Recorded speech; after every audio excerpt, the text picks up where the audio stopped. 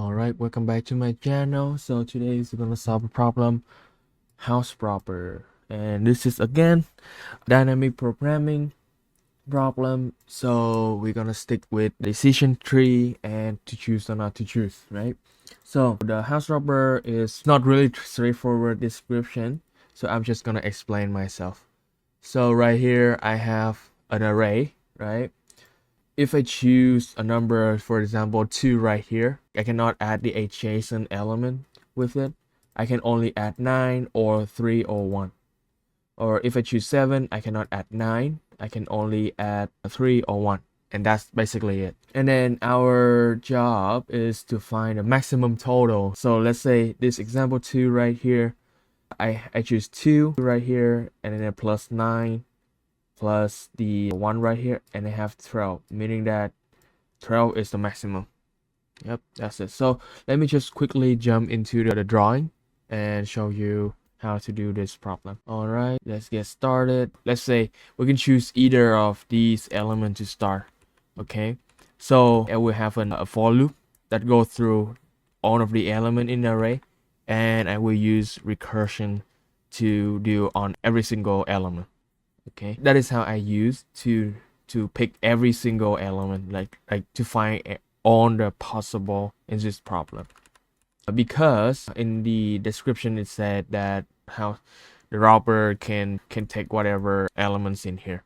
That means we can start anywhere in the array. Let's say I start at 2, right? When I am at 2 right here, I have a decision. I can choose to take 2, or I can choose not to do anything. Okay, if I choose not to do anything, I would just simply shift my index to 7.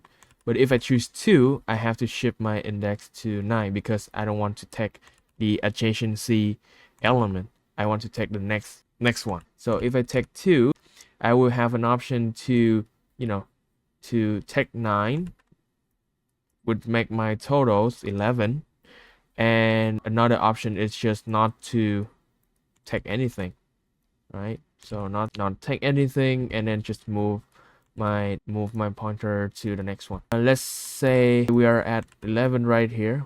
Again, I have two options to choose. Since I am here, this is 11, this is what make my element 11.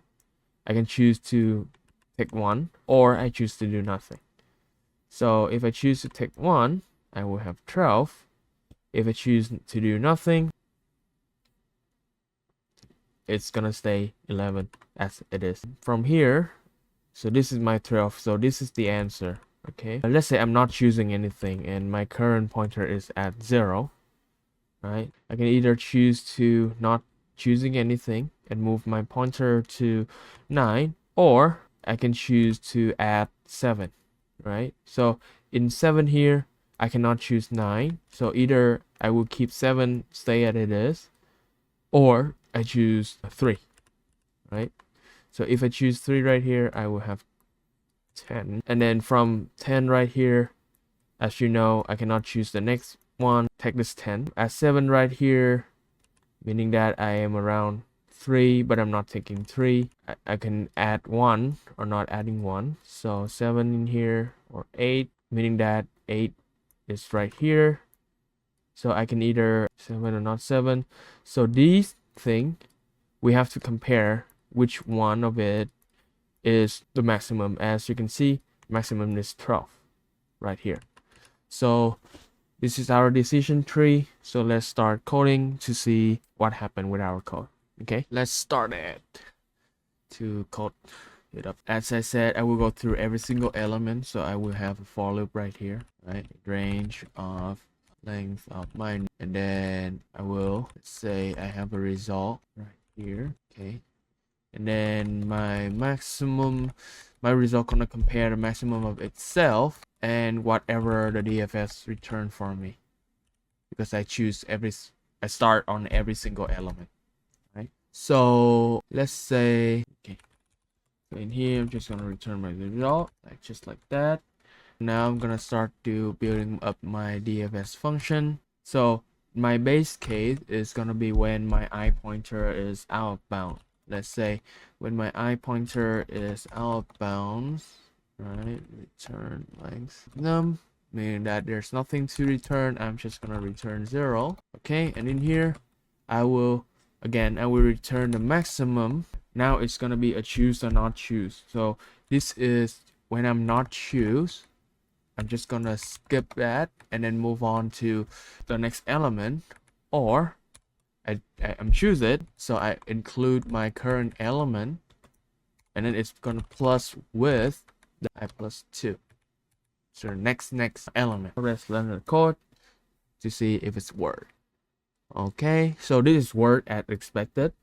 However, it's not gonna pass our submission on LeetCode because this is a brute force scenario. We need to add a catch onto our result. All right, we're gonna try to add the catching layers into this code to create top-down solution.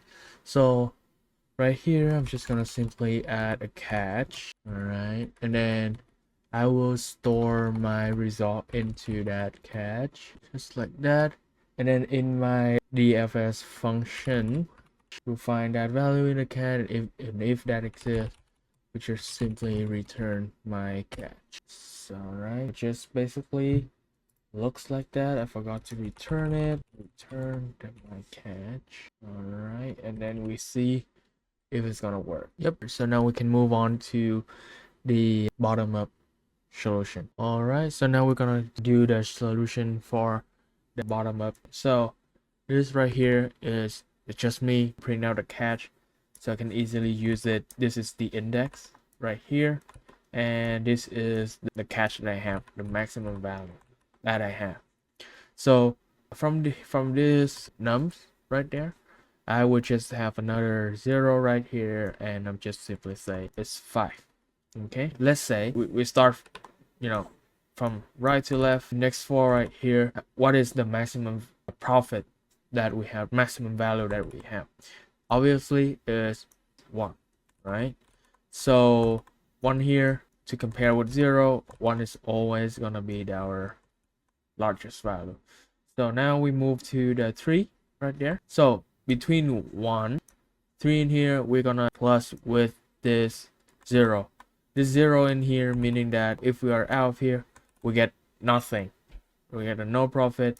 The 3 in here is always needs to plus the maximum value that is not adjacency, which is the 1 right here. So what we compare is the 1 right here, the maximum value at the element next to it, or this value plus the one that is not adjacency to it. So 3 in here, 3 is obviously greater than 1. So it's gonna be more clear if we move on to this 9 right here. So 9 right here, we would take this as a maximum value of 3, right?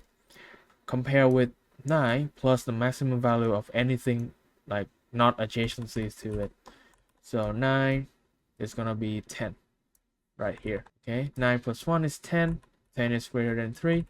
So that is it. We move on to index 1 right here. 7 plus the 3 compared to the 10 right here. So obviously it's a 10 because 7 plus 3 is 10. The greatest value in here is 10 also. So it's gonna be 10. So you might ask why we're not choosing the adjacency, right? 7 plus 1 to compare, because we know exactly that this value will be always gonna be greater than this one. So if we always take this, we're always gonna have maximum profit. All right, we take the 2 value plus the 10 right here to compare with this 10. So obviously it's gonna be 12 right there. I believe that is it. So I would just have 2 value right here, or 1 or 2 right here, and I'm just gonna move this 2 value. So yeah, that is it. So let's see how the codes do. All right, so let's get started with the code right now. In here, as I said before, I'm gonna have an R1 and R2. One's gonna be my last number in the nums array. Then the R2 is gonna be 0 because it's outside of the array. Next one for I in range, I would just go backwards and I would start on the second last element. So length of num divided by -2, -1 here, and -1. So this means it's going backwards.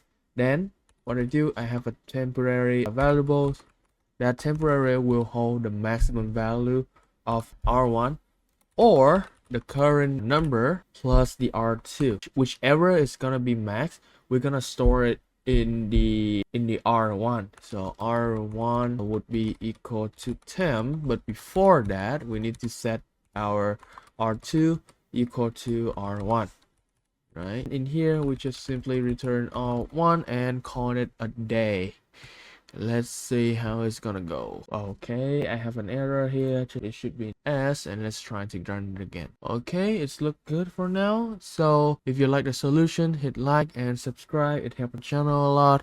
Thank you so much, and see you guys later on the next video.